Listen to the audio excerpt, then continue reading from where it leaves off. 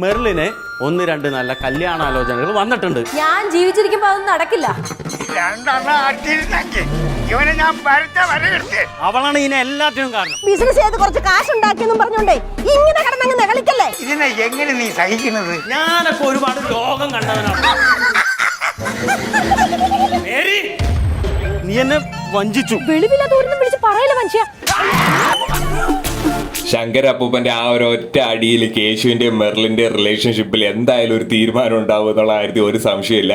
ഒന്നെങ്കിൽ നമ്മുടെ Vincent Gomez ഇവരുടെ റിലേഷൻ സംഭവിച്ച് അവരുടെ കല്യാണം നടന്നു, ഇല്ലെങ്കിൽ ശങ്കർ അപ്പൂപ്പനുമായിട്ടും കേശുവായിട്ടൊക്കെ തെറ്റിയിട്ട് മെർലിനെ വേറൊരു കല്യാണം നടത്തും. എന്തായാലും വിൻസെന്റ് ഗോമസ് എന്തായാലും നല്ല അടിപൊളി രസകരമായിട്ടുള്ള എപ്പിസോഡ് എന്റെ പ്രൊമോ തന്നെയാണ് വന്നിട്ടുള്ളത്.